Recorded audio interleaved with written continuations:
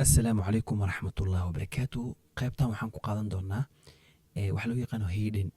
waxaan ugu soo dambeysay inaan soo aragnay html basic elementigiisa aan soo aragnay. waxaan soo sameynay websitekeena ugu horeeyo, waxaana cinwaan uu soo dhignay Soomaali. waxaan rabnaa marka maanta in aan qorno cinwaan iyo paragraph inaan qornaa rabnaa. cinwaanna meeshaan ku qorno, kadib meeshaan tudciyo hadal inaan ku qornaa rabnaa oo bog aan kusoo bandhigno. tusaale ahaan aan tagna hal mar meesheena powerpointgeena aan fiirino hidden. marka xeerkan hidden ayaa loo yaqaanaa englishka. hidden waxaa laga wadaa hidden cinwaanka qoraalka waa hidden. hadaa maqasho cinwaanka qoraalka waa waxaana loo qoraa marka la joogo VS Code-ka. meeshaan marka la joogo, meeshaan markaan ku qorayno hiddenkan qaabkan, oo macnaha hidden waxaa loo qoraa qaabkan h1 camal loo qoraa. tusaale ahaan waxaa jiro ilaa 6 cinwaan qoraaleed, waxayna kala yihiin h1, h2, h3, h4, h5, h6, h1, h2, h3, h4, h5, h6. lixdaana jiro. marka waa 6 cinwaan qoraaleed waaye. tusaale ahaan h1 ugu waaweyn cinwaanka qoraalka. cinwaanka ogtiin cinwaanka caadiga ah iyo qoraalada caadiga way kala duwan yihiin. cinwaanka waxaa loo sameeyaa waaweyn laga dhigaa, waa la qurxiya, waa la weyneeyaa. marka h1 cinwaankan h1 waa cinwaanka ugu weyn waay. hasa ujeedin 1 is 6 weyn, laakiin sansaan ayuu markaas u shaqeynayaa cinwaankan. oo h1 ugu weyn, 2 waa kusoo xig, 3 waa kusoo xig, 4 waa kusoo xig, 5 6 ugu yar, 5 waa kusoo xig, 4 waa kusoo xig, 3 waa kusoo xig, 2 1 ugu waaweyn. marka waa arkayna VS Code markii la geeyo. marka ila fahan hidden waa qoraalka cinwaanka. waa cinwaanka aan qorana qoraalkiisa waaye.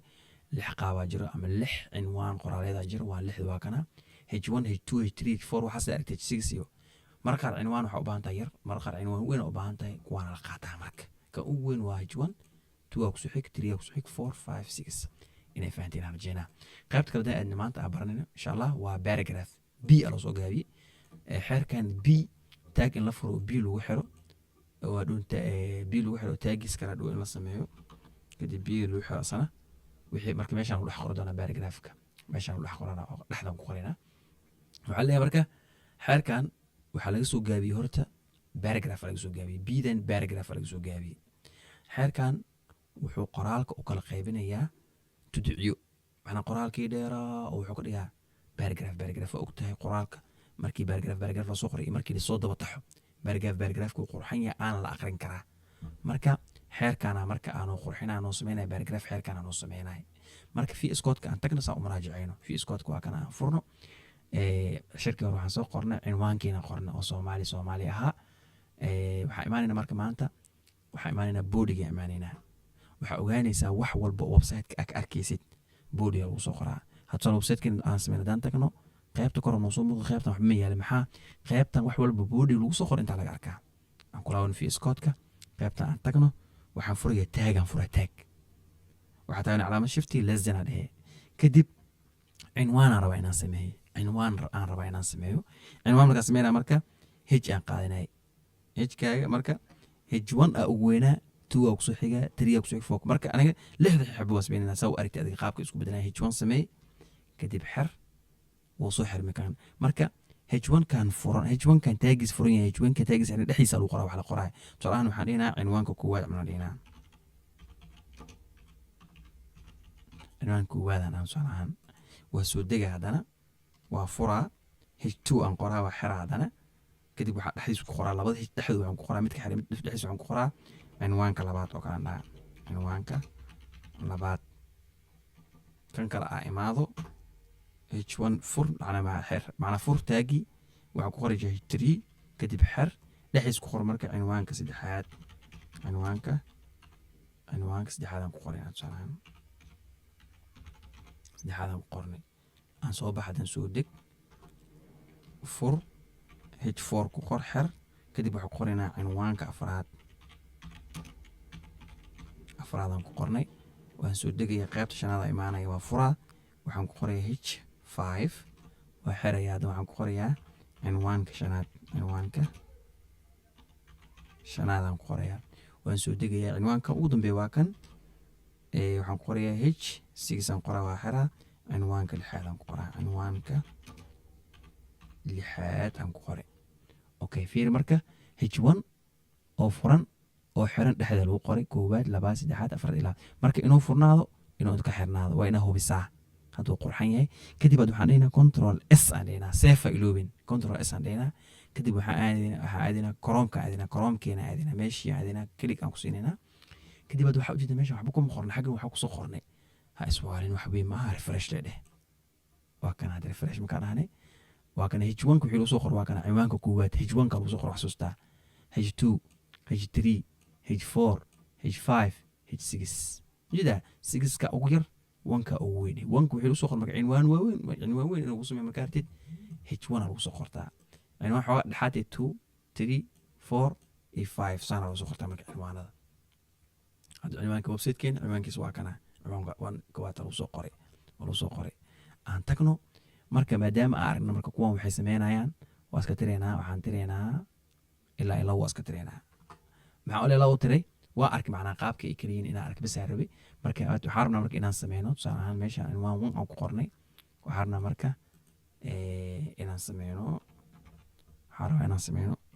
gabay cinwaankiisaan qoraa kadib baaragraaf aan sameynaa oo gabaygii ah qaabka usoo muuqanaa fiiraa tusaale ahaan koofil aan qoraa gabaygii koofil adaa koofil oo jiidka ilaahay kadib hadda cinwaan ay samaysan koofil la dhahay haddaan control s aan dhaho oo aado chromeka hadkii hore ayuu qoran refresh dheh markas refresh markaan dhaho hadda koofil ayuu qoran koofil hadda koofil ciwaan uu yahay marka koofil waxaan rabaa inaan arko gabayga koofil inta lagu soo qoro waxaa adeegsanaa marka taag loo yaqaano ama xeer loo yaqaano b oo baaragraafka ahaa waxaan furayaa marka qaybta labaad aan baran waaye waxaan furayaa taagiyan waxaan ku qorayaa ba kadib waa xirayaa asaa is xiray jida qaybta labaad xiritaamkaaga baan haddaa isticmaalaysa waa v scott oo kan hadda anaga isticmaalin haddii laakiin note plus haddaa isticmaalaysid inaa xirto rabaa markaa kan furtid kan xer dhexdiisa marka rabaa inaa ku qortid baaragraaf tusaale ahaan gabayga muxuu ahaa adaa koofilow jiitay aan dunida joogin oo kale adaa koofilow jiitay aan dunida joogeyne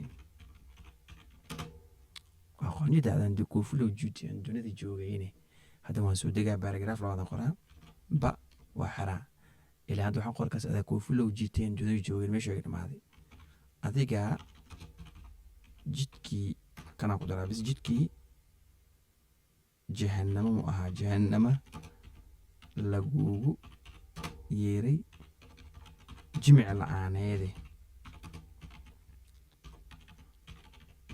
nooca malo ahaa marka anaga hadda waxaa ka rabnaa inaan baaragraaf ka aragno marka waxaan qoray laba baaragraaf aan qortay midna waxaan ku qoray adaa koofilow jiteen joday joogeyne adiga jidkii jahannam lagu yeeray jimca tan labaadaan ku qortay control s ha iloobi control s dheh kadib waxaa tagtaa browserkaaga hadda meeshaan ugu qoran muxuu u baahan yahay bis refresh waa kana hadda gabayga qornay gabay koofil adaa koofilow joogteen dunida joogeyne adaa haddii wax kale aan kusii darna saana igu qoraa wax kale haddaan kusii darna saana u qoraa wax kale haddaan kusii darna saana igu qoraa akana tusaale ahaan meeshaan haddaa meeshaan spaces ka dhaho ama inter haddaan dhaho hoos usoo dejiyo waxaa isaga qor karaa tusaale ahaan waa gabay fiican oo la mahadiyey waxaa tiriyey camaska dhe abwaanka iska sheeg tiriyey abwaan tusaale ahaan way ii xiriyeen soo maa control s aan dhahaa waan soo baxaya balaagi fimaana kadib waxaan refresh wixii saan isku dabtax waa kana marka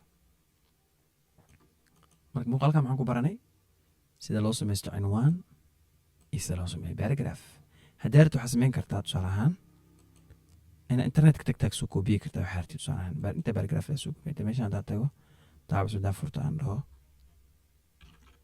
tusaale ahaan gabaygii koofil aan dhaha tusaale ahaan hadduu ay soo baxa waa kan already kanaan ku dhufanaa siisan gabay usoo koobiyena meeshaan dhex dhiganaa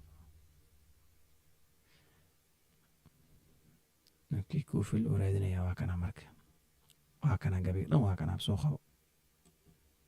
qabanayna gabayga ilaa intaan ugu dhameeyey kadib waxaan dhahaa koobiya soo dhahaa waa imaanaa meeshaana imaanaa fi iskoodka wixii iga qorna dhanaan tiraa marka iska tir waxaan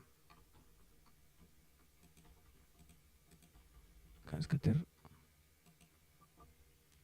كان حكوا هذا كنترول في جدا هذا أنت لا يصاب بالعابي هذا كوف لو جيتي كان أقرأتها وكان أقرأت هذا اوكي باراجراف سان واسوا باراجراف وحواي بيا soo furi meeshaan wixii meeshaan uu soo dhex qoray kadib biyada inta laga xiray control s dheh save kadib waxaa imaanaynaa maxaa la dhahaye browserkeena soomaali tag hadda wixii dhan war laga mahaa mjida meeshaan refresh u baahay refresh dheh hataa hadda markaad dareemaysid wuxuu sameeyey hadda muxuu sameeyey waa isku fiir waa isdaba dhigay adaa kuu flojita dilo aniga waxaa ficneed marka inaan ka dhigno tuducsaan sadar inaan ka dhigma ficnayno haa okay aan kulaan fi scotka meesha marka paragraph aan kusoo qornay oo biyada bis noo qoran tahay waxaan qoranaa biri aan dhignaa biri waxaan dhignaa er ku dar meeshaan er aan ku darnay okay qaybtan ugu hooseysan aan xirnayn waxaan ku daraynaa er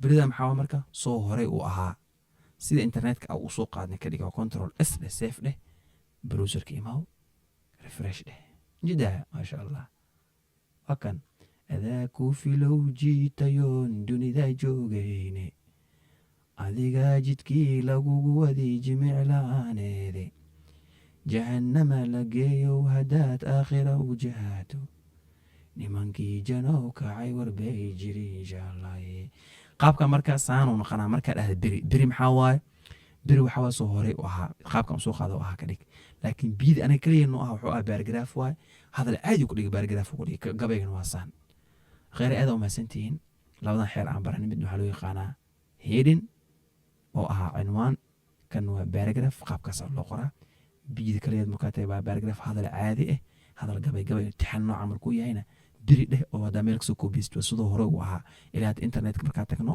qaabka usoo koobiyin waa meeshan saanuu ku ahaa fiiri inta saanuu ku ahaa meesha anagaa keena sidii uu ku yahay sababtay tahay biridaas anaga saacidaysa marka aada u mahadsantihiin waxaan rajaynayaa inaad fahanteen asalaamu allahu calaykum waraxmatullahi wabarakaatu